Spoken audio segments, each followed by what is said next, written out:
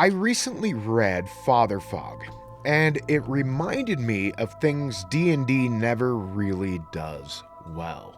This game comes from Tuesday Night Games, which is the wonderful company that created Mothership. So if you know about that game, then you'll kind of get the gist of what this is. This is a beautiful book called the Zero Edition, which I believe that they're probably going to come out with a first edition, and this is kind of like a teaser for the game. But everything you need to play the game is in here. It has a beautiful folk, like fairy tale sort of layout, which I love and I'm leaning into with my own products and creations moving forward. I just really love this aesthetic. Now, this is touted as a fairy tale horror role-playing game. And something that they do, which is really great and great for one-shots or just getting right into the game, is that each of the players have shared lore. So anything you as a person know about fairy tales is actually what your character knows about fairy tales, which is a really cool concept. Though it does say there are many versions of the same story, the version you know may not be true.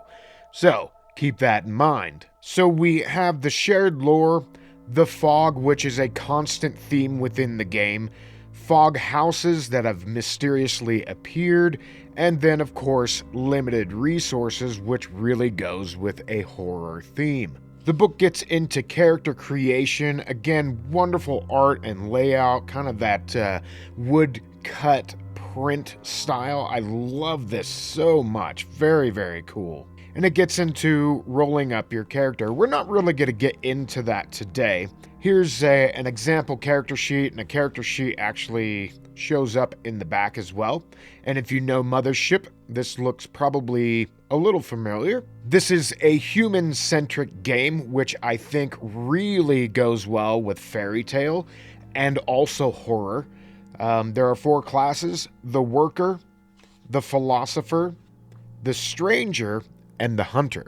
Now, something really cool about this game that really stands out to me are the cloaks, and that everybody wears cloaks within the game, and that each one of these colors represent maybe something that you are kind of proposing to the world about your character, such as orange, the color of energy, boldness, brightness, naivety, youth, curiosity, and comfort. Instead of having something like alignment, you have these identities wrapped up in the color of your cloak. And of course, if you've got cloaks, you've got brooches, something like a hand stabbed with a dagger or a winking demon. Next, you get some trinkets, like a paw print fossil or a key, maybe a hawk embroidered cloth cap. And then your coinage, which is the currency in Father Fog, which also gives you kind of a background. A mysterious old woman once paid you to taste 3 different apples. None taste like apples. You start off with 32 coins. So this is a great way to tie in backstory and the coins that you start off with. More of those coins, and then your equipment. There's a lot of things in here that I'm trying to capture for my own campaign setting, Samhain. And that's why I purchased this book to kind of help me inform my autumn folklore, the superstitions that are there in the Samhain Vale, traditions, rural horror, etc. And if you'd like to find out more about the Samhain campaign, you can sign up for the newsletter.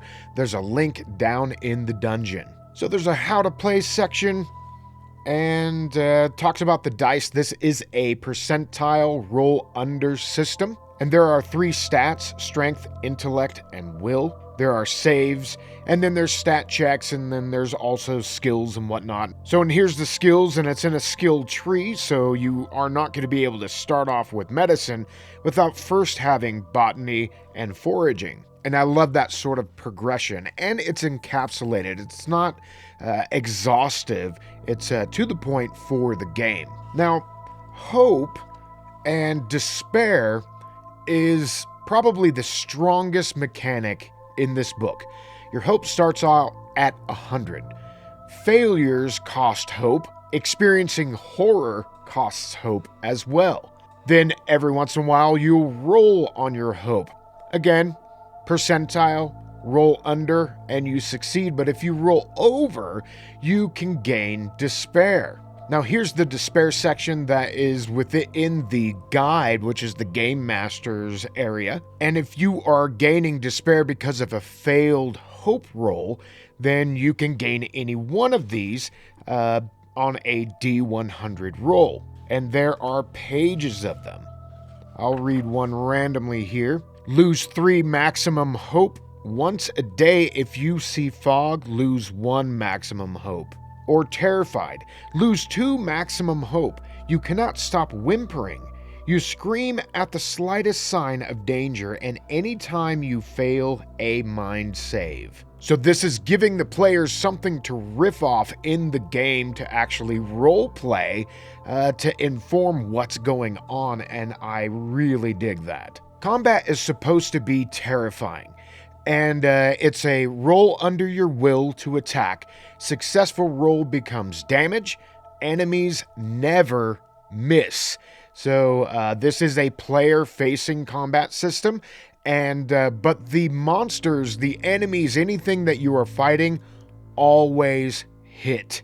And I love how this plays into the horror feel. And that combat should be terrifying. It's supposed to be quick and very deadly. In fact, the game asks you to roll up 2 characters at the beginning of character creation. This game isn't interested in balancing encounters, it's interested in making you regret getting into one. Now, it might not be for everyone, especially those interested in a superhero fantasy, but it really nails folk horror. It really does. I dig the damage section because it has something that is a little unique here, and that is when you are rolling for an attack, whatever the unit's place die is actually the damage that is sustained. So if you're rolling to attack and you get yourself a 2, this would be a success normally. You do whatever your base damage is plus 2. Now, something cool here is that death is actually a character in the game. So we have fairy tale and all of this wonderful mythos that we have access to. We all know death as a character.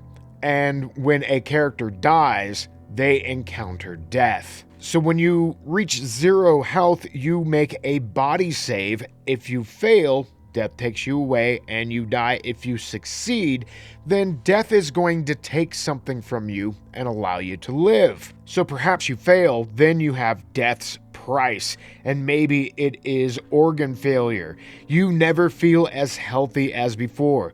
Lose 1d10 strength every morning. So that gives you a slow death that's happening to you. Wicked. Or maybe you lose an eye. While a glass eyeball is expensive, avoiding pirate jokes may be priceless. Or maybe you end up with flayed flesh. Your flesh, save your face and scalp, becomes mutilated. Your nudity is now repulsive. I love these consequences upon reaching 0 HP. You might lose your tongue, your dreams, your arm, or you might just explode at a later date.